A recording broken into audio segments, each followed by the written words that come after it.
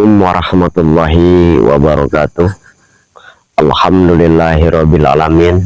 Bersyukur kepada Allah atas nikmat-nikmatnya, nikmat iman, nikmat Islam, nikmat sehat panjang umur hingga detik ini, nikmat rezeki yang hakiki. Mudah-mudahan kita selalu amanah dengan apa yang telah diberikan oleh Allah Subhanahu wa taala. Amin amin ya rabbal alamin.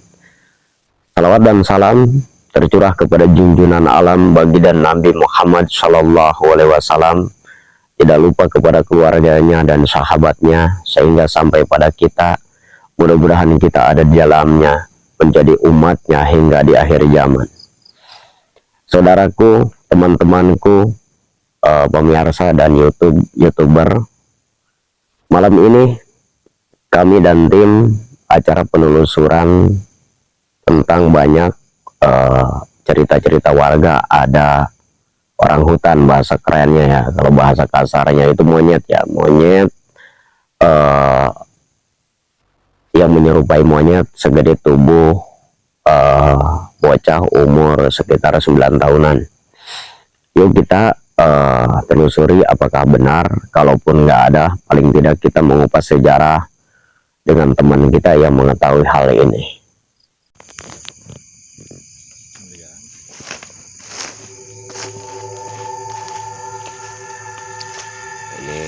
Lumayan gelap gulita ya, ini pohon-pohon yang besar-besar ini. Assalamualaikum warahmatullahi wabarakatuh. Maaf, kami hanya ingin membuat konten ini buat sebagai cerita dan sejarah, mudah-mudahan bermanfaat untuk cerita-cerita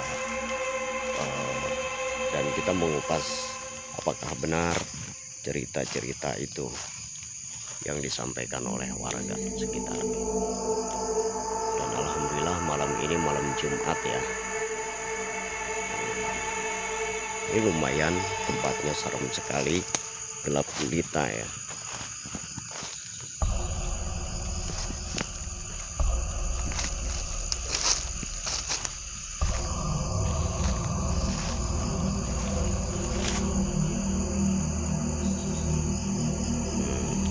Serem guys.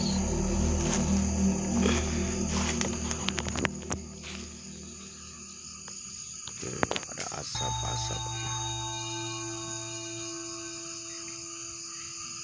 luar biasa ya.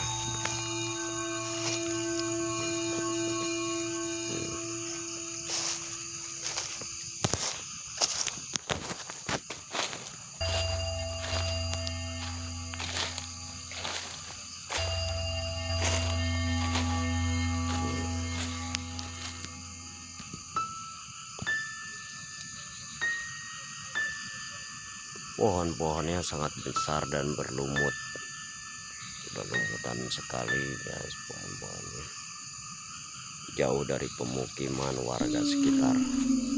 Cuman ini jalan, hanya jalan lalu lintas.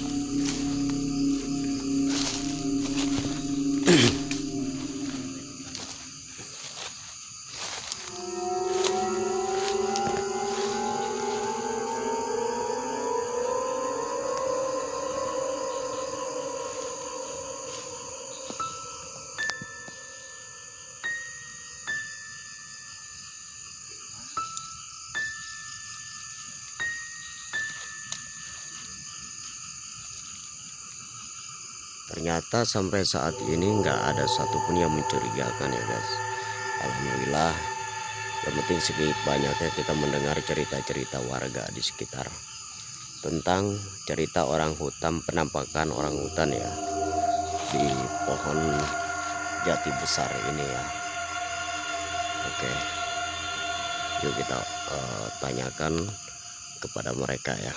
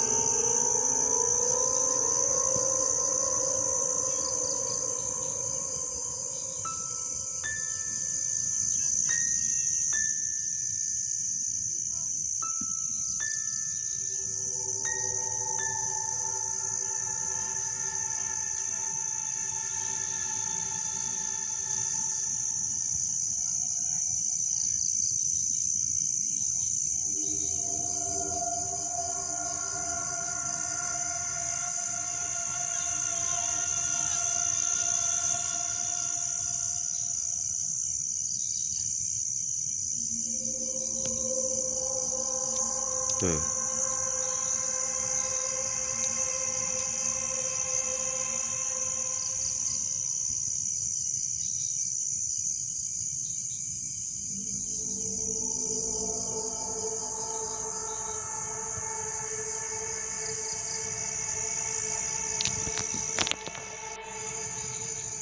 Assalamualaikum warahmatullahi wabarakatuh. Masih bersama kami di Ayah Besti Channel.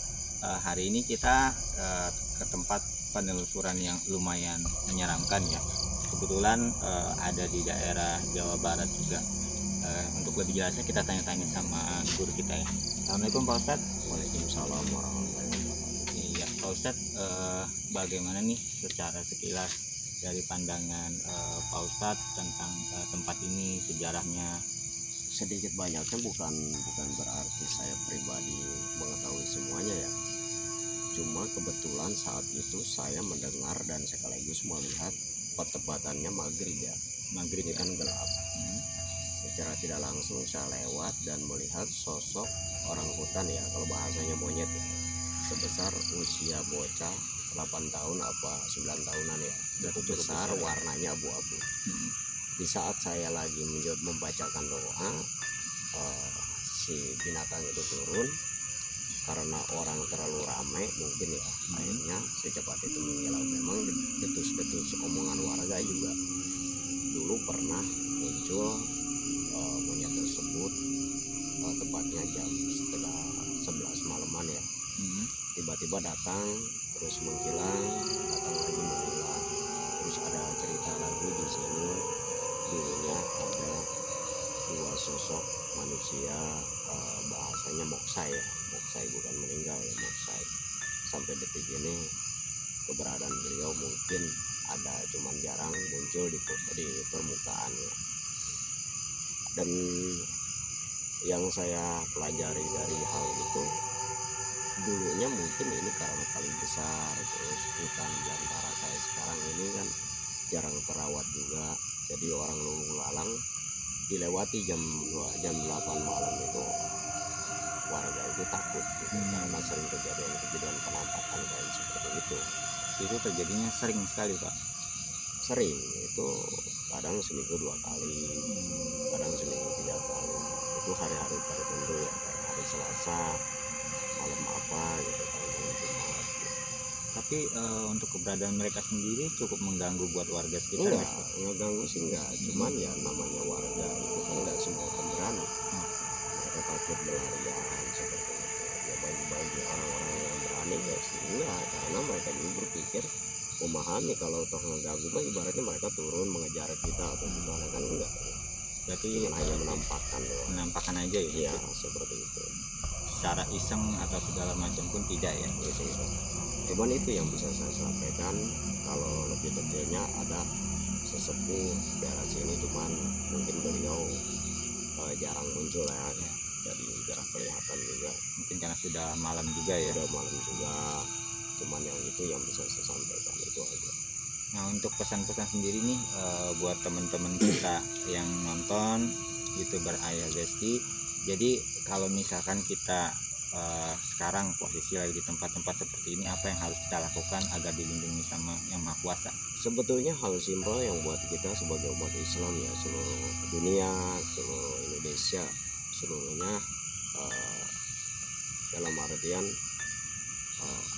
orang Islam tersendiri ya, yang harus kita pahami di saat kita kegelapan begini, di saat jalan sendiri melalui hutan seperti ini ya, kita harus ingat, perbanyaklah membaca salawat Nabi, karena salawat Nabi itu penyampai lidah kita terhadap baginda Nabi Muhammad SAW, dan menyampaikan ke Jibril untuk menyampaikan kepada Allah, minta keselamatan dunia akhirat.